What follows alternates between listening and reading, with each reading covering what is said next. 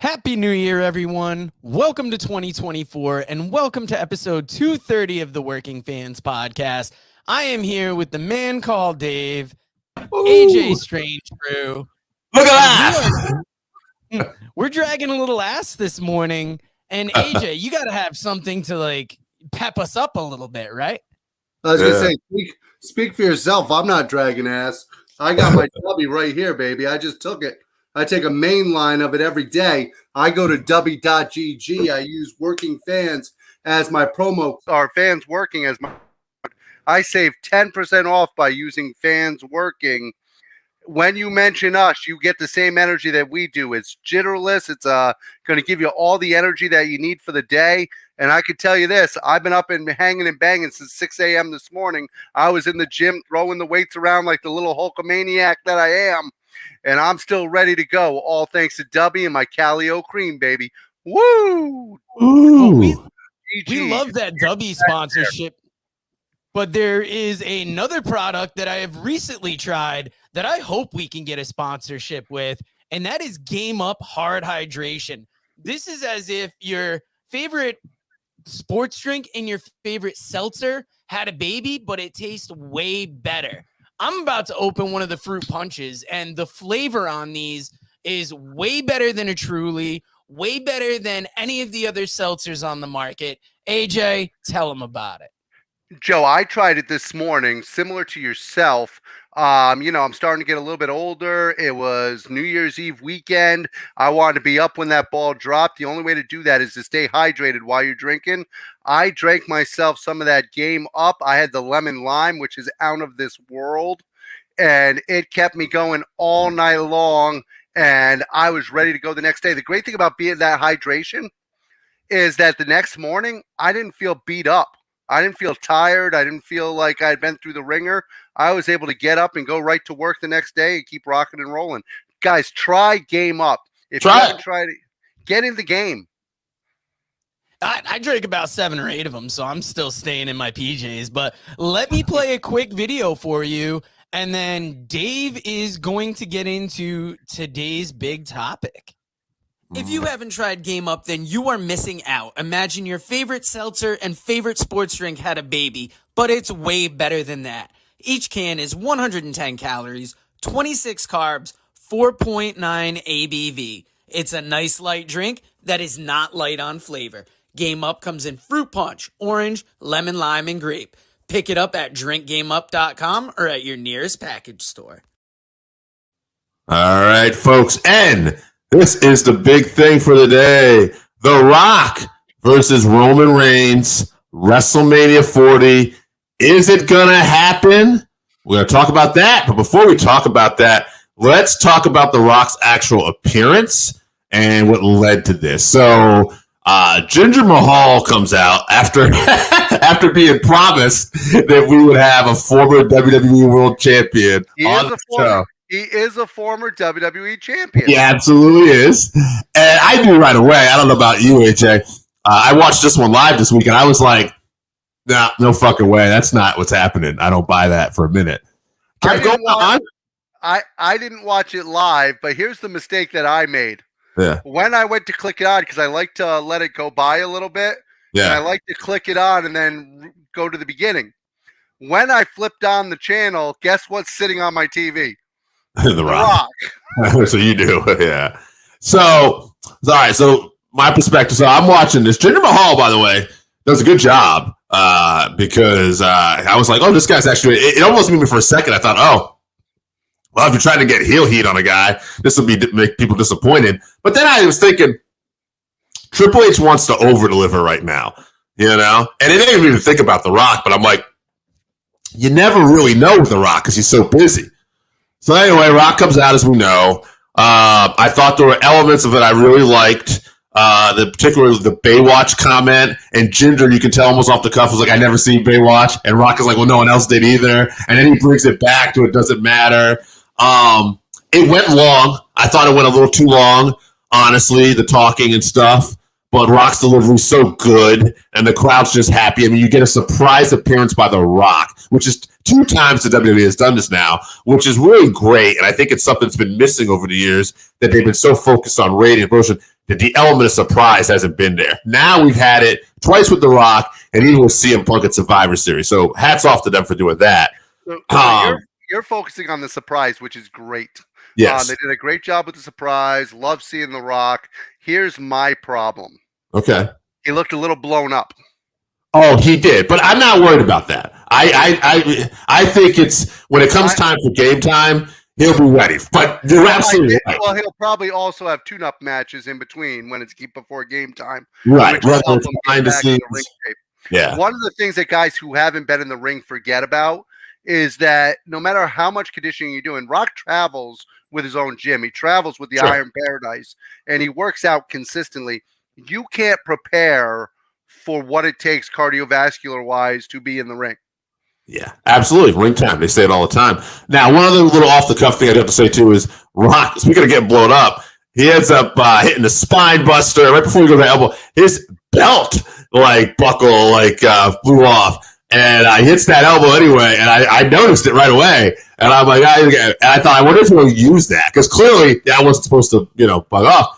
And son of a bitch, Rock is like, Jinder, we're going to turn this into something. You're getting whipped. Rock doesn't miss a beat. He does not. There is nothing Rock is going to miss in that ring. Whether it's his belt, whether it's a comment, whether it's when to raise the eyebrow, whether it's the crowd overtaking with chants, he never misses a beat on a chance to continue to go with something. And now, before we get into this, Rock versus Roman talk, one other thing I want to note, just watching this segment. After the beatdown, I remember, and I was thinking this the whole time too, I appreciate what they're doing. But Rocky, if you don't come out and say anything of any kind of substance, these don't really mean anything anymore. The tease is getting kind of done. We're going to look at you as just the old guy they bring out here. And I said, say something about WrestleMania. Say something about Royal Rumble. He didn't do that, and what he did was actually better. And it's so funny, because, again, I think the segment went long. But at the end of the day, nobody was talking about that. They were talking about the last thing he said, which was, and what a way to start it off, too, right? What a strange way. Do you want the Rock? Rock's going to have to eat tonight. So it sounds like it's going to be nothing, but I'm listening. I'm like, okay, you got me, Rock. And he's doing those pauses, so perfect. And he's like, so I sit at a booth? So I sit at the bar. And the bar response was so good. Rock's like, yeah, I like to sit at the bar. Yeah, you know that. And I'm thinking, well, wait. He's going to say something else? And then he hits us with that head of the table. And I'm like, oh, and the crowd's and it leaves it so open. Wait a minute. You're underselling something. The way he raised his eyebrow and did that little pause and gave them a chance to react afterwards, or should I sit at the head of the table? And then he paused. Right. The pause afterwards is the most important thing he could do, because he let it set in. As a comedian, if you're a comedian, you have to let it pause so the joke can simmer. As a wrestler, if you're doing a hold in the ring, you have to pause to let what you're doing set in. When you're cutting a promo and you want to be the best of all time and you want to be like The Rock, take a second and just say nothing. Right. Yeah, no, and that's a great point, and you're right. It does a little more touch, because honestly, again, in a promo where I thought we crammed a lot of stuff in and maybe too much, at the end of it, all everybody was talking about was that final line, and all of it was that delivery and that pause, and everything was just perfect, and it's got us speculating what's going to happen now. By the way, Roman Reigns' response on Twitter was perfect also. Just the laughing emoji. Right. He didn't say anything. He didn't do anything. Just, oh, that's my cousin playing jokes on me. Ha, ha, ha. Here's the laughing emoji. So the question of today's show is Rock versus Roman Reigns, WrestleMania 40, exclamation mark, question mark. And I think there's a couple ways we can go about this. A lot of people are talking about Cody's going to get screwed, and it's all a done deal. We're not finishing the story. I don't think it's a done deal. Now, will he not finish at WrestleMania? Possible, but I don't think that's out of the woods yet either. Now, one thing people brought up that people were kind of laughing off, like it's no big deal, is the Australia Elimination Chamber show. Australia Elimination Chamber, though, is a stadium show, and they specifically asked if they could get The Rock. I don't think this is coincidence. I think it's very possible we're going to get The Rock. I'm not convinced we don't get Rock for multiple appearances. I don't think it's Rock versus Roman at WrestleMania. No. I think it's Rock versus Roman in Australia also. Could very well be. Now, we'll paint some scenarios. I've said this before too. I thought Rock could fight Roman at Elimination Chamber, lose, come out the next Raw, and say, I'm done. The glass breaks. Stone Cold has mentioned he's wanted one more match. Philadelphia is where they main evented WrestleMania 15 for the first time, those two. Could you think of anything bigger? They finished their last match against each other as a special attraction. No, that could absolutely be out of this. That's just one thought. People could go nuts for it. Stone Cold would have to come in shape. Yeah. Rock is always in shape. I want you to think about this, though. The 3 events that are coming up. Royal Rumble. Yeah. Your headline is Randy Orton. Not officially yet. We have a match tonight. Yes. Sorry. LA Knight or Randy Orton versus Roman Reigns. Either way. For the sake of argument, let's go with Randy Orton because I tend to lean with you, and I have another thought on that too. But go ahead. But either way, no matter which one of the two it is, it's going to be a huge main event at the Royal Rumble. AJ Styles, LA Knight, and Randy Orton are all involved. Yeah, sure. AJ's got a shot too. Whatever. But let's get back to the things that matter. Randy Orton versus Roman Reigns at Royal Rumble. Yeah. We've got possibly Rock versus Roman Reigns at Elimination Chamber. Right. And then you could have Cody versus Roman Reigns. Those are 3 huge main events in a row. I'm going to throw something out here to you, too. And by the way, what if it's CM Punk? CM Punk versus Seth Rollins, I think, is also going to happen. Yeah. I think that's the deal. But here's another thought process I thought about, and it's just as big.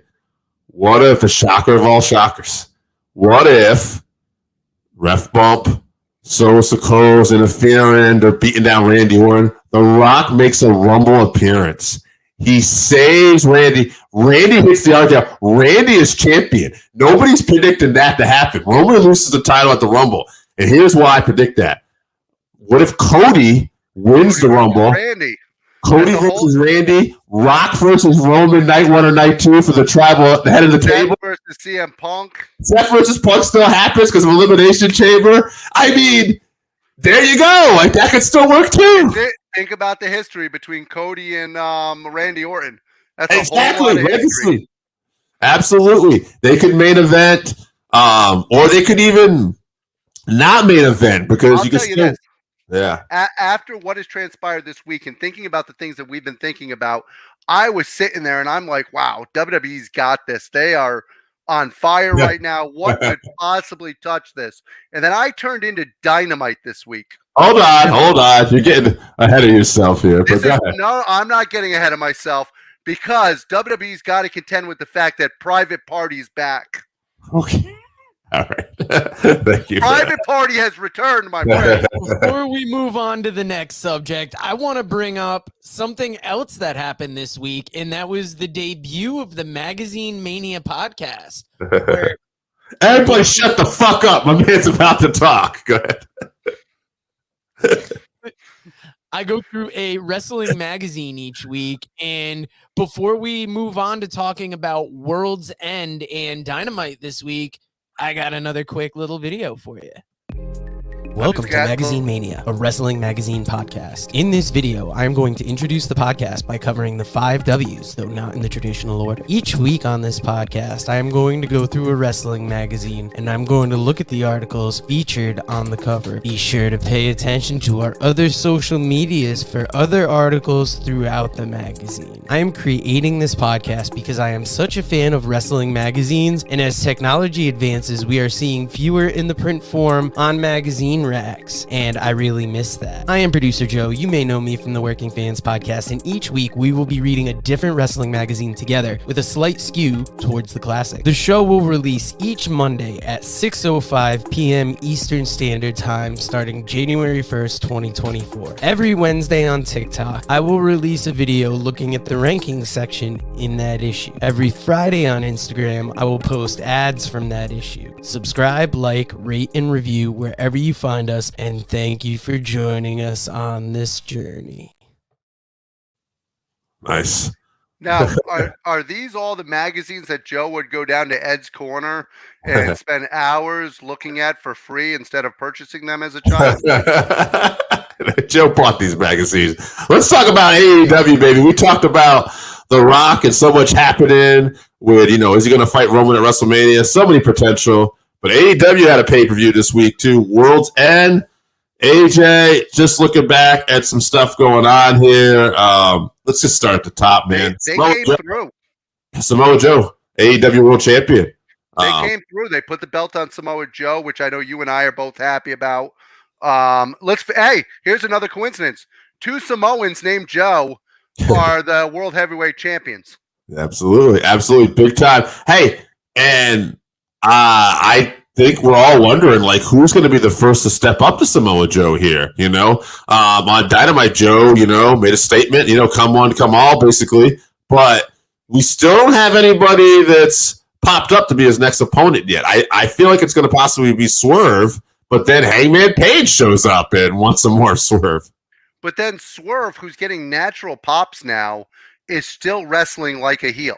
Right. He's still actually facing guys that are baby faces, facing Samoa Joe could go either way with this. He could. Because even Adam Cole was very clear. They mentioned, hey, we're building Wardlow up. Wardlow's coming for you, Joe. And then he's going to forfeit the title to Adam Cole.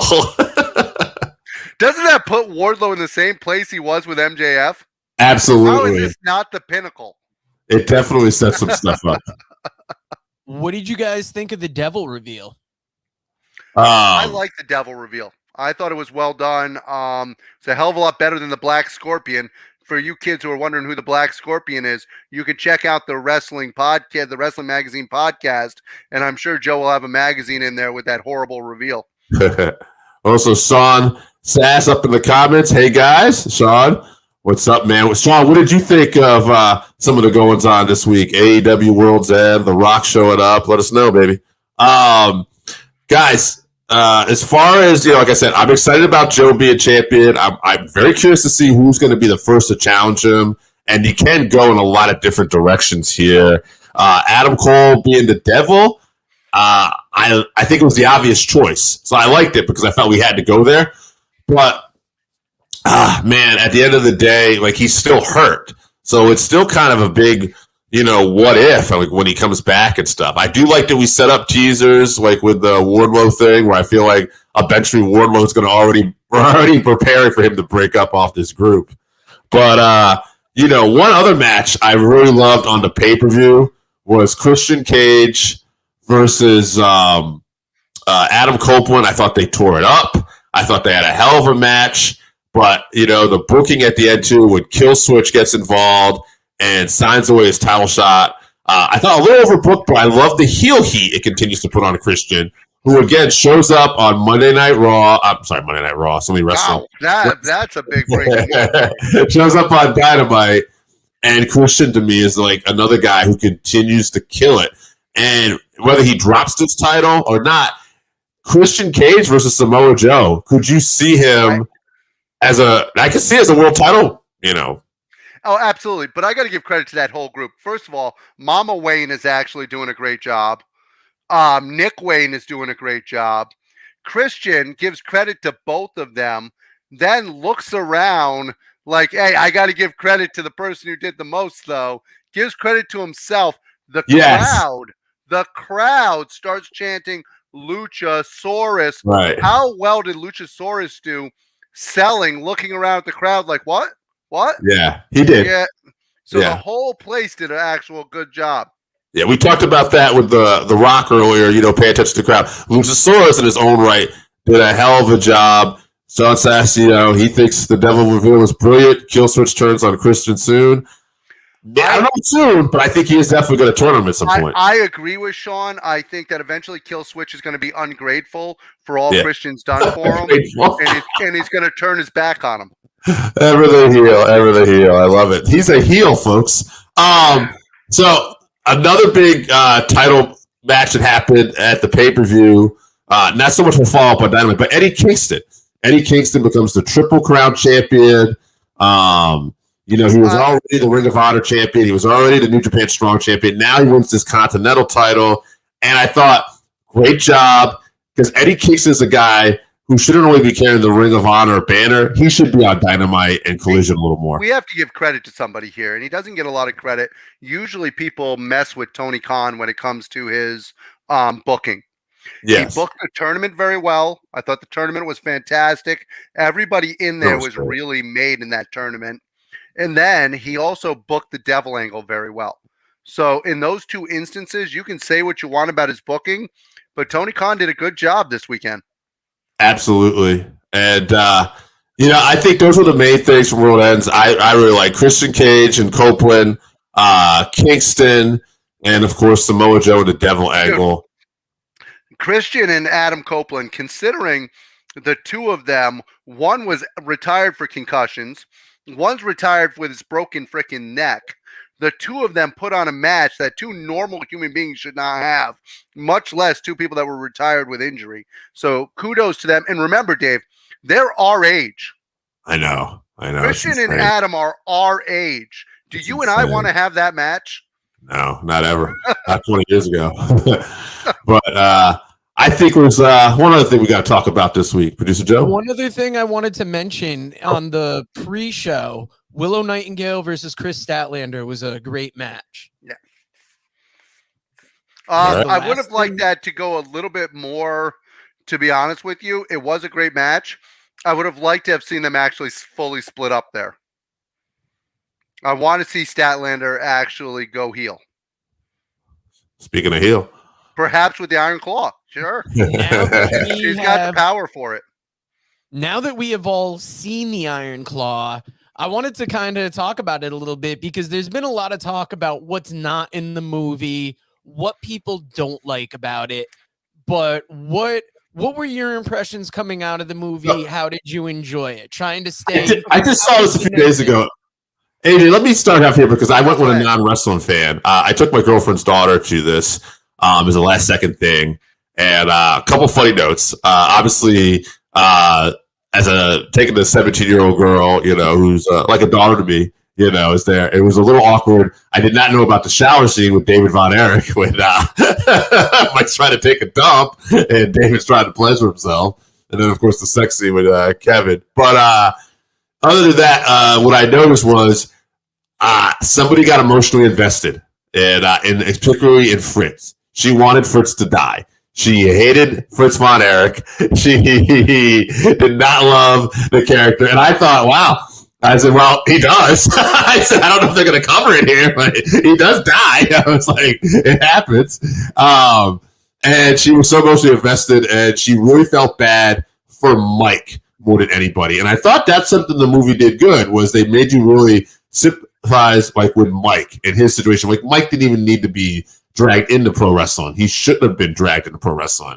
Obviously, and I had to tell her too, a lot of times movies will sensationalize things. I was like, they toned this one down because at the end of it, at the end of the day, they didn't even include Chris, another whole death in the family. So first of all, great choice by the producing team and the writing team to eliminate the weak link, Chris Von Erich.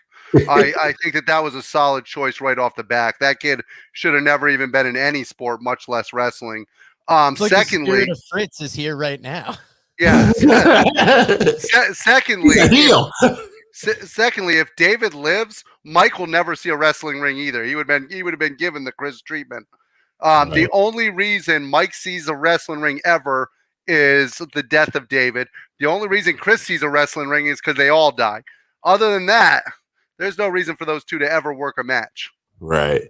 I think, too, one thing people asked, if the movie went hard enough on Fritz or easy on Fritz. I saw Post Wrestling talk about this, and I thought they had an interesting take on it and stuff too. And it's like and they flat out said it's not that Fritz was a good human being. No one's going to say that. But at the same time, I think sometimes because so much crazy stuff happened, we don't really think about what the death of his first child there, Jack. Yeah, Jack played, and a 6-year-old. We're talking about a Texas, very religious man who never got any mental health. His son just died, and he just keeps going on. No, wait a minute, Dave. They did something in this movie, and this was very selective to do this. Mm-hmm. This could have given Fritz more sympathy. Kevin's not the one who found Carrie dead. It was actually Fritz von Erich in real life who was working on whatever he was working on, and after heard the gunshot and went over and actually had Carrie die in his arms. That may have gotten Fritz a little bit of sympathy, and they made the directorial choice to give the sympathy to Kevin instead of actually giving it to Fritz. Yeah, I know. It was interesting because I thought Kevin choking Fritz too in that moment too, which was obviously a little Hollywood stuff there. But it was clear that Kevin's supposed to be the hero. Now in real life, I just watched a old documentary with Kevin and stuff talking about this, and I thought it played into the movie too. Although Carrie had kids, and it's not really addressed too much in this. Lacey. And his other his significant other. But Kevin talked about that, the big difference he felt was that he was a family man, that he got married early, and that, he had the family, and he had his 2 daughters as well, which isn't really talked about too much in the film. And that, he felt that's, what he kept him alive. Whereas the brothers would go out, party and stuff afterwards. Kevin started treating it more like a business. Kevin's actually one of the most successful stories, I think, in professional wrestling. To have all of his brothers happen what happened, and then to end up still married for over 40 years. Yes. His sons, who we've interviewed on the podcast, are 2 of the nicest young men that you could possibly want to have and to be proud of as a parent. So to me, if you want an actual, and I know people talk about the curse, but if you want to talk about one of the most positive stories in wrestling history, talk about what Kevin Von Erich has managed to actually pull off as a family man. Absolutely. Now, getting back to the movie, I like the way that the wrestling in the ring was portrayed for the most part. I mean, the way they recreated TV with the graphics and everything, not everything might have been historically accurate, but when you see you don't feel like Carrie lost his... across from the Von Erichs, you see, Lance teaming with Kevin. I thought things like that looked interesting. How did you like the way the wrestling was portrayed in the movie? The wrestling was portrayed great. I mean, I felt bad. I never knew that Kerry actually lost his leg the same night he won the title. That was fantastic. Because it happened a couple of years later. But it does make Flair even more of a heel that he was able to take the belt off a one-legged man once he got out of the hospital. What I thought was confusing in the way the wrestling portrayed, one thing I thought was a little confusing was they present as a shoot and a work at different times. In the sense, we're presenting it like a work. We're letting Kevin know his girlfriend, hey, and we might be predetermined, we might know the outcome, but, like any job, promotions are based on what we do. But then they make it sound like Harley Race went rogue and suplexed them on the floor, which you never know. People will test you. Hey, Kevin went rogue and tried to kill Flair. That's what I was getting at, too. But it's okay. But it's okay because Flair just thought it made the match, so it's fantastic. It's so ridiculous. So I don't know. Obviously, none of us thought the portrayal of Ric Flair was spot on, but I did enjoy the Bruiser Brody Gino Hernandez tag team. Yes, I would have loved to have seen more of that. I like how Brody was shorter than the Pirates too. Yeah. Played. All right. Overall, it was a good film. I did enjoy it. You just have to understand it wasn't historically accurate. So the best part was the Von Erichs, who the people that were portraying them, the 2 actors playing Kevin and playing Carrie were 5'7" and 5'8". Right. The guy playing David was 6'1". In real life, David's 6'7", and Carrie and Kevin were both 6'2". So you're talking about a little bit of a height difference. So to see Brody even shorter than Kevin and Carrie, that was incredible. All right, before we get out of here, let's take a couple questions. Are the Von Erichs son of AEW? I have not seen anything to confirm that they are, but I hope they get either AEW or Ring of Honor, whatever they want to do with them. I think the Von Erichs, Ross and Marshall, that is, deserve an opportunity. And, I hope it's not a situation where we're just trying to capitalize on the movie and that we actually can do something with them. Because I think they make great white meat baby faces. They're a great white meat baby faces, great workers in the ring. AEW went out this week and got one of the best women workers in the world. Well, why would you not want to have this tag team? Yeah, so that's the final question. Thoughts on Deonna Purrazzo signing with AEW? As AJ says, one of the finest women's wrestlers in the world. And I'll quote Post Wrestle again on this too. They had a great comment. John Pollock had said that he thinks Deonna Purrazzo, her time in Impact, the fact that she didn't sign necessarily with AEW a few years ago, was probably better in the long term because she's even a better performer now after working with Mickie James, having main event spots, and really getting to develop even more in Impact. Absolutely. I will say she was a little off her game this week. I think that was because she was in front of her hometown crowd. And she got very emotional having her father there, her husband there, having the crowd react the way that they did. So she was a little off on the mic. But in general, she's fantastic.